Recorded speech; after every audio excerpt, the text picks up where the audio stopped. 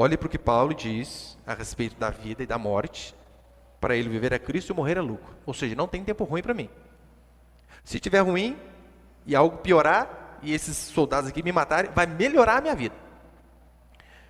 Mas olha como são os descrentes. Aristóteles, ele dizia que a morte parecia o fim de tudo. A morte é o fim. Paulo diz que a morte é o começo. A morte é o começo. John Paul Sartre, ele diz que a morte tira o significado da vida. Paulo, neste versículo, ele diz, não, a morte atribui. A morte acrescenta.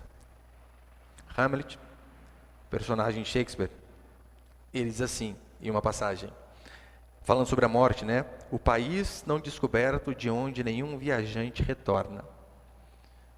É assim que muitos pensam. Exatamente como Shakespeare escreveu. A morte é o país de onde nenhum viajante retorna. Por que eles dizem isso? Eles não conhecem aquele que ressuscitou ao terceiro dia. Eles não conhecem aquele que a morte não pôde deter. Eles não conhecem aquele que quebrou os grilhões da morte. Paulo conhecia. Por isso ele tinha esperança. Ele voltou e então ele vai fazer com que nós também não venhamos terminar a nossa vida num túmulo. Ali apenas uma passagem. E para encerrar, eu pelo menos quando leio a história dos homens de Deus passado, não tem como você não se encher de fé, de esperança, de ânimo.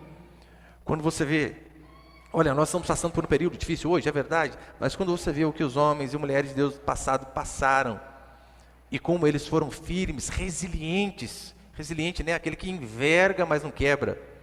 Traduzindo para hoje, talvez seja capota, mas, como que é? Capota, mas não freia, né? Por aí. Você vê tudo que aqueles homens e mulheres passaram e mesmo assim não arredaram o pé. Tem um homem chamado David Brainerd, ele foi genro de Jonathan Edwards. Ele converteu aos 20 anos e morreu aos 29 de uma doença por conta de fazer missões, levar a palavra de Deus. Morreu noivo. Morreu noivo. No final da sua vida, minguando de fato toda a sua força física.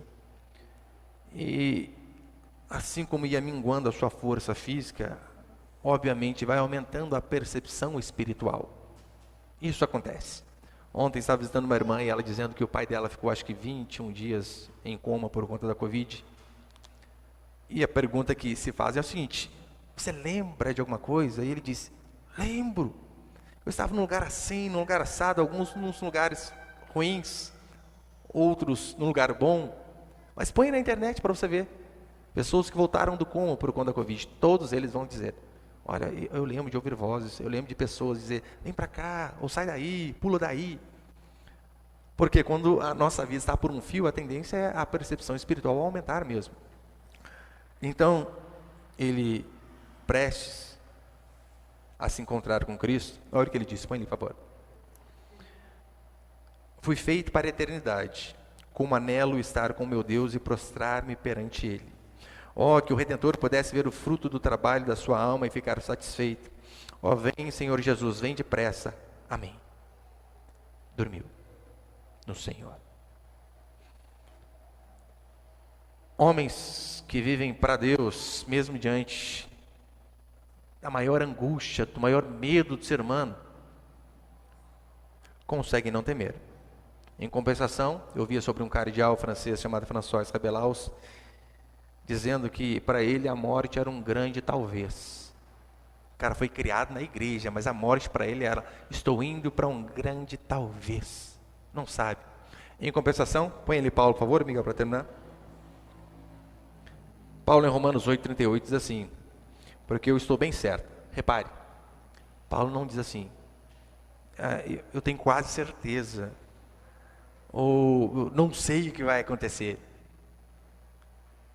Paulo, ele é redundante. Porque eu estou bem certo de que nem a morte, nem a vida, nem anjos, nem principados, nem coisas do presente, nem do porvir, nem poderes, nem altura, nem profundidade, nem qualquer outra criatura poderá separar-nos do amor de Deus que está em Cristo Jesus, nosso Senhor. Só quem vive Cristo, diante da aflição, da angústia, do temor e até mesmo da morte, consegue dizer isso. Nada pode me separar do Senhor. Esses homens